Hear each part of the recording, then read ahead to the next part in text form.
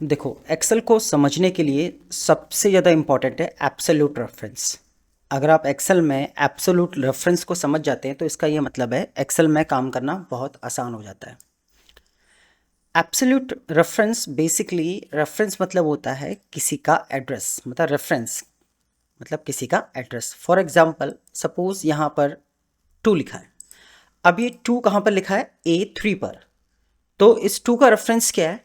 Equal to A3। जब भी आप A3 लिखेंगे तो आपने इस 2 का रेफरेंस दिया, ना कि आपने 2 लिखा।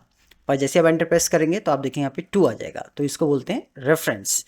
एब्सोल्यूट रेफरेंस में बेसिकली जो एब्सोल्यूट रेफरेंस होता है, इसमें क्या होता है, सेल को, कॉलम को और रो को लॉक करना। अगर आपको किसी सेल को लॉक करना हो, रो को लॉक करना हो या कॉलम को लॉक करना हो तो उसको बोलते हैं एब्सोल्यूट रेफरेंस।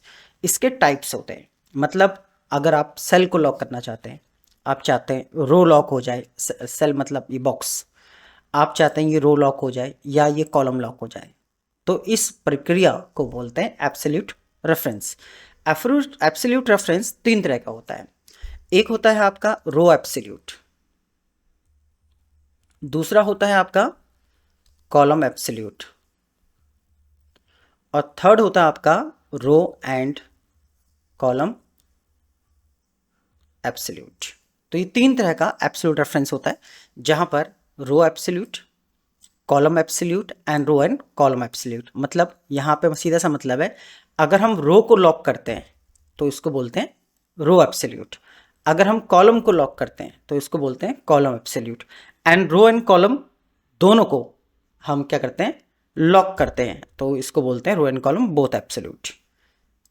तो इस तरीके से हम एब्सोल्यूट का मतलब समझते हैं। यहाँ पर एक्सेल में जब भी आप डॉलर का साइन देखते हो तो इसका मतलब क्या होता है कि किसी सेल, किसी कॉलम या किसी रो को लॉक किया गया है। अब ये कैसे पता लगेगा कि कब हमने रो को लॉक किया है, कब हमने सेल को लॉक किया है या कब हमने कॉलम को लॉक किया है? तो फॉर एग्जांपल यहाँ पे मैं एक एड्रेस लेता हूँ ई, मतलब ई हमारा क्या हो गया, कॉलम हो गया। E2, हमने यहाँ पे एक सेल लिया E2, E2 मतलब E और 2 मतलब ये सेल E2। E यहाँ पर क्या है, E है कॉलम, और 2 क्या है, 2 है रो। अगर यहाँ पर मैं डॉलर लगा दूं किससे पहले, कॉलम से पहले, या मैं डॉलर लगा दूं 2 से पहले मतलब रो से पहले, तो ये हुआ हमारा रो एब्सोल्यूट। अगर यहाँ पर मैं E2 में मैं डॉलर लगा दूं किससे पहले, कॉलम से पहले, तो यहाँ पे हुआ कॉलम एब्सोल्यूट, मतलब कॉलम को लॉक किया गया है, यहाँ पे रो को लॉक किया गया है। और अगर मैं यहाँ पे डॉलर यहाँ पे लगा दूं 2, तो इसका क्या मतलब है, इसका मतलब है रो एंड कॉलम दोनों को लॉक किया गया है। तो ये होता है हमारा एब्सोल्यूट रेफरेंस। अब एक एग्जाम्पल के थ्रू ये काम किस तरीके से करता है समझते हैं। सपोज यहाँ पर मेरे पास कुछ प्रोडक्ट हैं, जैसे A B C D। अब मेरे पास यहाँ पे क्या है, इनके प्राइस हैं, तो यहाँ पे हम प्राइस एंटर कर देते हैं। एंड यहाँ पर मेरे पास क्या है, डिस्काउंट है 10% एंड पे अमाउंट। तो यहाँ पर मुझे निकालना है डिस्काउंट प्राइस, मतलब अगर कोई चीज़ 45 रुपीज़ की है, 10% डिस्काउंट है, तो यहाँ पे मुझे उसका प्राइस चाहिए। तो यहाँ पर मुझे क्या करना पड़ेगा, मैंने बोला इक्वल टू 45 मल्टीप्लाई 10%। अब यहाँ पे 45 का जो मल्टीप्लाई है 10%, आंसर एकदम करेक्ट आएगा 4.5 रुपीज़। अब आपको क्या करना है, इसको ड्रैग करना है। जब आप इसको ड्रैग करेंगे तो आप देखेंगे इसका आंसर तो ठीक है, बट ये गलत है, ये गलत है, ये गलत है। अब ये गलत क्यों है तीनों के तीनों? देखिए, यहाँ पर इन सभी नंबर की मल्टीप्लाई होनी थी 10% से। पहले वाले सिनेरियो में ऐसा हुआ, 45 मल्टीप्लाई 10। अब 23 की मल्टीप्लाई होनी थी 10 से, पर क्या ऐसा हुआ? नहीं, 4.5 से मल्टीप्लाई हुआ है। देन यहाँ पे 56 का मल्टीप्लाई होना था 10% से, तो हुआ क्या, इससे मल्टीप्लाई हुआ। क्योंकि यहाँ पर हुआ ये कि जब मैंने इसका मल्टीप्लाई इससे किया तो एक सीक्वेंस बना, और जब मैंने इसको फॉलो किया, ड्रैग किया, तो वो सीक्वेंस फॉलो होने लगा, जिसकी वजह से इसका मल्टीप्लाई इससे, इसका इससे, इसका इससे, इसका इससे, जिसकी वजह से आंसर गलत आया। अभी मेरे को क्या करना है, मुझे इन सभी नंबर्स को मल्टीप्लाई 10% से करना है। तो हम यहाँ पे क्या करेंगे, इक्वल टू मल्टीप्लाई 10%। अब मैं चाहता हूँ कि इस वाले सेल को, मतलब रो एंड कॉलम को, दोनों को लॉक कर दिया जाए। तो इसके लिए मैं कीबोर्ड से F4 प्रेस करूँगा तो ऑटोमेटिक यहाँ पे क्या आ जाएगा, डॉलर। तो ये row and column both absolute हो गया, सेल को हमने यहाँ पे लॉक कर दिया, देन एंटर प्रेस किया। अब मैं इसे ड्रैग करूँगा तो अभी आप देखोगे बाकी सारे ठीक आएंगे। इसका भी मल्टीप्लाई 10% से हो रहा है, देन इसका भी मल्टीप्लाई 10% से हो रहा है। पे अमाउंट क्या होगा, this minus this, then enter, then यहाँ पे पे अमाउंट हो गया। अगर मैं 20% करता हूँ तो आप देखेंगे सबका 20% आ गया।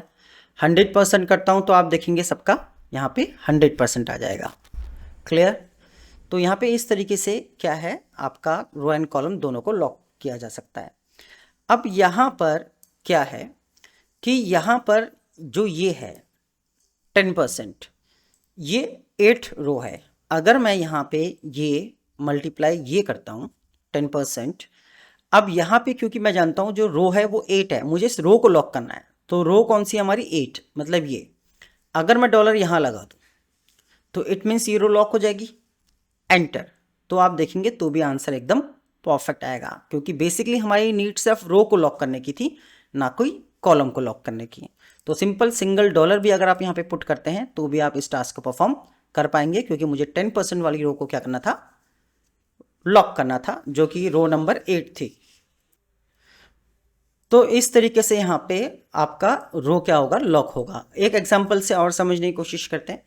सपोज मुझे यहाँ पे टेबल निकालना है, सपोज 2 का टेबल निकालना है, 3 का टेबल, 4 का टेबल, 5 का टेबल और 6 का टेबल, और यहाँ पे 1 2 3 4 एंड ये 5 तक निकालना है या 6 तक निकालना है। तो यहाँ पर मुझे ये टेबल्स निकालने हैं। इनको थोड़ा हम डार्क कर लेते हैं सो दैट कि ये। अब यहाँ पर मेरी ज़रूरत क्या है, यहाँ पे मेरी ज़रूरत है 2 1 जा 2 होना है, 2 2 जा 4 होना है, 2 3 जा 6 होना है। तो यहाँ पे मैंने क्या किया, इस 2 को मल्टीप्लाई किया इस वाले 1 से एंड यहाँ पे एंटर प्रेस किया। अब मैं इसको ड्रैग करूँगा तो आप देखेंगे कि यहाँ पे 2 1 जा 2, 2 2 जा 4 और 2 3 जा 6 होना था। तो यहाँ पे ये गलत होना स्टार्ट हो गया। अब ये 4 ठीक क्यों आ रहा है, बेसिकली यहाँ पे 2 1 जा 2, 2 2 जा 4, तो यहाँ भी 2 है, यहाँ भी 2 है, इस वजह से ये वाला सेल में आंसर ठीक आ रहा है, नहीं तो गलत आता। बट ये काम नहीं कर रहा। अब यहाँ पे हो क्या रहा है, इन सभी नंबर्स की जो मल्टीप्लाई है 2 जो है, इस सब की मल्टीप्लाई इन सब से होनी है। पर हो क्या रहा है, यहाँ पे 2, फिर ये यहाँ खिसक गया, फिर ये यहाँ खिसक गया, मतलब ये 2 फ्रीज नहीं हो पा रहा। जो 2 है मतलब ये कॉलम चेंज कर रहा है, कॉलम अपने आप को क्या कर रहा है, चेंज कर रहा है। तो यहाँ पे क्या करेंगे, ये 2 है, इसका जो कॉलम है वो ए है, तो यहाँ पे ए को लॉक करेंगे ऐसे, देन यहाँ पे एंटर प्रेस करेंगे, देन इसको ड्रैग करेंगे, तो आप देखेंगे सभी के आंसर ठीक आ गए। बट जब मैं इसको नीचे की तरफ ड्रैग करता हूँ तो आप देखेंगे यहाँ पे जो टेबल है, वर्टिकल टेबल गलत आ रही है। तो वर्टिकल टेबल को ठीक करने के लिए क्या करेंगे, अब यहाँ पे जब वर्टिकली ये गलत आ रहा है तो इसके लिए हम क्या करेंगे, यहाँ पर जो ये है आपका 1, ये भी अपने आप को चेंज कर रहा है। जब आप इसे ड्रैग करते हैं तो देखेंगे इस 2 की मल्टीप्लाई यहाँ पे 3 हो गया, 3 की भी 1 से होनी है पर 2 से हो रही है। यहाँ पे 4 की मल्टीप्लाई किससे होनी है, 1 से, तो 6 से हो रही है।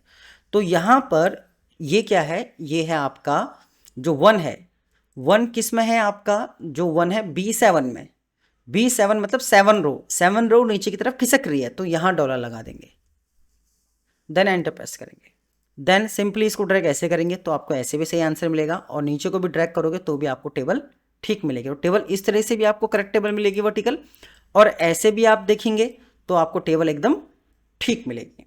तो इस तरीके से हम डॉलर का यूज़ करते हैं एक्सेल के अंदर, रो को लॉक करने के लिए, सेल को लॉक करने के लिए, एंड रो एंड कॉलम दोनों को लॉक करने के लिए। तो यहाँ वाले सेल में हमने क्या लॉक किया, कॉलम, और इस वाले सेल में हमने क्या किया, रो को लॉक किया है, और फिर उनको आपस में मल्टीप्लाई किया है। तो इस तरीके से एक्सेल के अंदर एब्सोल्यूट रेफरेंस काम करता है।